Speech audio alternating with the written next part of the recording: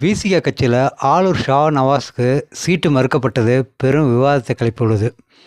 திட்டமிட்டு தான் ஆளூர் ஷா நவாஸுக்கு விசிகாவில் சீட்டு மறுக்கப்பட்டது என்று திருமாவளவனை அவர்களே சொல்லாமல் சொல்லியிருக்காரு. திருமாவளவனை பொறுத்தவரை ஆளூர் ஷா நவாஸ் விசிக கட்சிக்கு உண்மையாக இல்லை அப்படின்ட்டு நிர்வாகிகள் மூலமாக சில தகவல் போயிருக்கு. அவர் திமுகவை சார்ந்தே சில வேலைகளை செய்வதாகவும் இது விசிக நிர்வாகிகளுக்கு எரிச்சலை கிளப்பியுள்ளது. ஆளூர் ஷா நவாஸுக்கு சீட்டு கொடுப்பதும் கட்சியில் பொறுப்பு கொடுப்பதும் விசிகாவில், ஆனால் தொகுதி மட்டும் இவர் நேரடியாகவே திமுக கிட்ட போய் பேரம் பேசினதாகவே சொல்லப்படுது. ஆளூர் ஷா நவாஸ் முற்று முழுதாக திமுகவோட கொத்தடிமை தான். ஏன்னு கேட்குறீங்களா?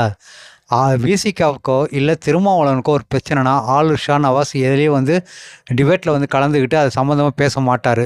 ஆனால் திமுகவுக்கு ஒரு பிரச்சனைனா போதும் உடனே வருந்து கட்டி கொண்டு சமூக வலைதளங்கள் தானாகவே முன் பேட்டி கொடுப்பாரு. திமுகவுக்கு ஆதரவாகவும் பேசுவார். இதை பற்றி ஆளூர் ஷா நவாஸை இப்போ பொதுவெளியிலேயே பகிரங்கமாக விமர்சனம் செய்ய ஆரம்பிச்சிட்டாரு. அந்த வீடியோ தான் இப்போ ஓடிக்கிட்டு இருக்கு. அதையும் பாருங்கள். திருமாவளவன் என்ன பேசுகிறான்றதை கூர்ந்து கவனிச்சாதான் ஆளூர் ஷா நவாஸ் என்ன சொல்கிறான்றது கரெக்டாக தெரியும்.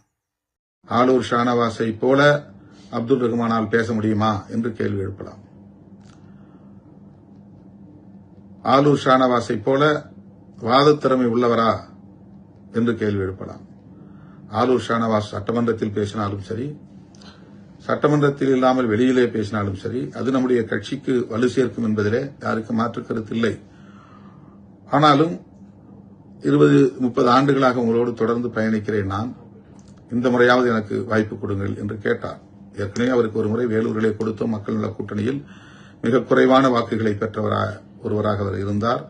அவரால் திறம்பட மக்களை சந்தித்து வாக்கு சேகரிக்க முடியவில்லை என்கிற விமர்சனங்கள் இருந்தாலும் கூட அவருக்கு தர வேண்டிய ஒரு சூழல் கடைசி நிமிடத்திலே உருவானது. நாகப்பட்டினமாக இருந்திருந்தால் ஷானவாஸாகத்தான் இருந்திருப்பார். நான் மாற்று சிந்தனைக்கு போயிருக்க வாய்ப்பில்லை. நாகப்பட்டினம் திரு ஜவாஹருல்லாவுக்கு வழங்கிவிட்டார்கள். ஏன் என்று விசாரித்த போது ஷானவாஸ் அவர்களே அந்த தொகுதியில் மீண்டும் போட்டியிட விரும்பவில்லை என்ற தகவலை சொன்னார்கள். பிறகு ராயபுரத்தைத்தான் ஷானவாஸ் விரும்புகிறார் என்ற தகவல் கிடைத்தது. நான் உடனே ராயபுரம் டிக் செய்துவிட்டேன். அது ஷானவாஸுக்காக. திருப்போரூர் பாலாஜி மீண்டும் போட்டியிடுகிறார். அதை அப்படியே நான் எழுதி வைத்திருக்கிறேன். டிக் அடித்து விட்டேன். இடையில் திடுமென ஷானவாஸ் ராயபுரம் வேண்டாம் என்கிறார். ராயபுரம் வேண்டாம் என்ற பிறகு பல்லாவரம் கேட்டால் அது தேமுதிகவுக்கு போய்விட்டது. ஒருவேளை பல்லாவரம் கிடைத்திருந்தால் அது ஷானவாஸுக்கு போயிருக்கும். ஆனால் முதல்வரே தலையிட்டு நமக்கு ஒரு பொது தொகுதி, இன்னொரு தனி தொகுதி முடிவு செய்வதிலே ஏற்பட்ட காலதாமதம் விரைந்து முடிக்க வேண்டும். நாளைக்கு திமுக வேட்பாளர் பட்டியலை அறிவிக்க வேண்டும்.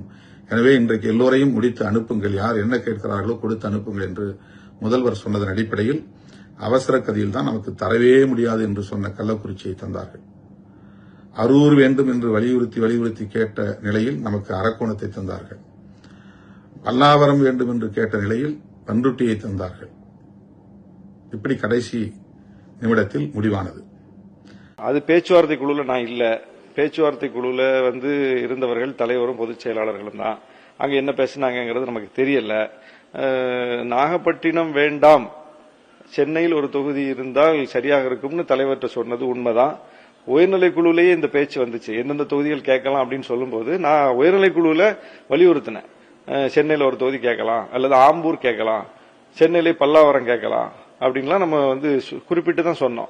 அப்ப தலைவர் குறிச்சுக்கிட்டு அவங்க குழுல பேச போறது அவங்க தானே, நம்ம போய் பேச முடியாது இல்லையா.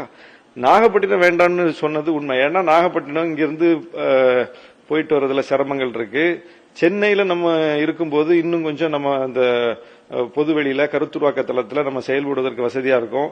அந்த சட்டமன்ற பணியையும் நம்ம போக்கஸ்டா ஒர்க் பண்றதுக்கு வசதியா இருக்கும், வாய்ப்பா இருக்கும். அது நம்முடைய இந்த